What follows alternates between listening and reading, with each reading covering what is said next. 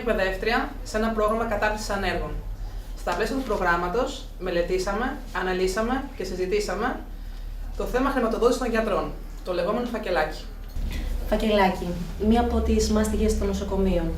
Όλοι μας έχουμε έρθει αντιμέτωποι κάποια στιγμή με αυτή την περίπτωση. Γιατί όμως συμβαίνει αυτό? Υπάρχουν πολλοί λόγοι που μπορεί να οδηγήσουν τους νοσοκομιακούς στο να ζητήσουν φακελάκι, όπως και πάρα πολλοί λόγοι που οι ασθενείς από μόνοι τους το προσφέρουν. Θα σας πω λοιπόν και εγώ τη δική μου ιστορία. Κάποια στιγμή η κόρη μου χρειάστηκε να κάνει μία επέμβαση. Συμφωνήσαμε με τον γιατρό, μου είπε ότι για διαφόρους λόγους δεν ήταν εύκολη η επέμβαση. Χρονικά δεν ήταν εύκολη γιατί ήταν μέσω COVID, οπότε μου λέει για να την κάνουμε, εγώ παίρνω 2.000 έξω και 500 ευρώ στο νοσοκομείο. Στο δημόσιο νοσοκομείο. Μου είπε βέβαια ότι επειδή εδώ είναι δημόσιο νοσοκομείο μπορώ να του γράψω ένα ευχαριστώ και να μην του δώσω τίποτα. Εγώ φυσικά και τα έδωσα γιατί έπρεπε να γίνει η επέμβαση, οπότε και το πράγμα προχώρησε έτσι. Οι γιατροί αναγκάζονται λόγω της οικονομικής κρίσης να απαιτήσουν το φακελάκι, γιατί τα οικονομικά που παίρνουν είναι λίγα, ύστερα από τόσα χρόνια που έχουν σπουδάσει. Το νοσοκομιακό προσωπικό πάλι και αυτό απαιτεί κάτι, γιατί και αυτό λόγω πάλι της οικονομικής κρίσης πάλι τα οικονομικά είναι χαμηλά.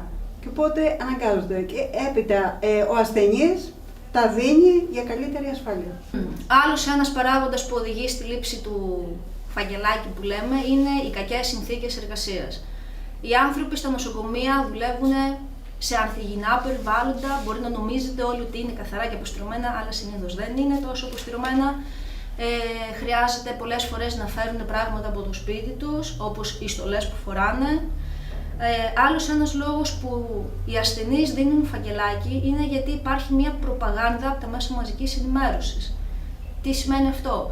Όλη την ώρα βλέπουμε στις ειδήσεις ότι ο τάδε ζήτησε φακελάκι και του το έδωσαν. Όταν οι άνθρωποι αυτό το βλέπουν ως κάτι φυσιολογικό, κάτι που γίνεται. Όταν τους το ζητάνε, λένε, το περιμένουν, λένε θα μου ζητήσει φακελάκι. Έχω καβάτζα κάποια λεφτά στην άκρη για το φακελάκι. Το δίνουν, δεν το σκέφτονται καν. Το ξέρουν και το περιμένουν.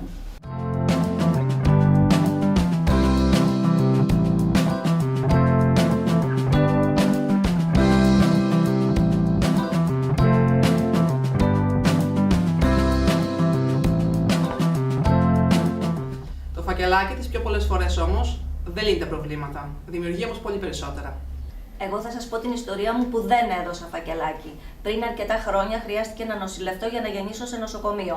Ενώ είχα συμφωνήσει με τον γιατρό να έρθει να κάνω επισκληρίδιο, δεν ήρθε ποτέ και ας τον είχα ανακαλέσει από τις 10 το πρωί, κατέληξε να έρθει 1:30 το μεσημέρι γιατί δεν είχα δώσει φακελάκι. Και τον έδιωξα κακήν κακός. Οπότε την επόμενη φορά που χρειάστηκε, αναγκάστηκα και έδωσα. Είχα δεν είχα. Τα φακελάκια δημιουργούν πολλά προβλήματα. Από όσο θυμάμαι τον εαυτό μου, από τη μαμά μου, από τη γιαγιά ακόμη, λέγανε να βάλουμε κάτι στην άκρη, μην μας χρειαστεί για κανέναν γιατρό. Περνάει στη συνείδηση του κόσμου ότι πρέπει, σε όν και καλά, να δώσουμε κάτι στους γιατρούς. Αυτό πρέπει να αλλάξει γιατί πλέον τα οικονομικά όλων είναι πάρα πολύ δύσκολα. Φακελάκι. Το αθάνατο μικρόβιο που σώζει ζωές.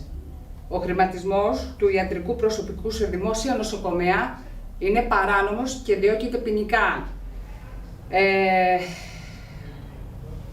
Ο κάθε ασθενής από το φόβο, την ανασφάλεια, το άγχος υποκύπτει στο ψυχολογικό εκβιασμό που δέχεται από τον γιατρό άμεσα ή έμεσα, λέγοντάς του ότι θα διακοπεί η συνεργασία τους. Αγαπητοί φακελάκηδες, ορκιστήκατε στον Ιπποκράτη και θα πρέπει να τηρήσετε κατά γράμμα τον όρκο σας. Σταματήστε να πατάτε πάνω στον ανθρώπινο πόνο και δείξτε λίγο παραπάνω ανθρωπιά σε ανθρώπους που το έχουν πραγματικά ανάγκη.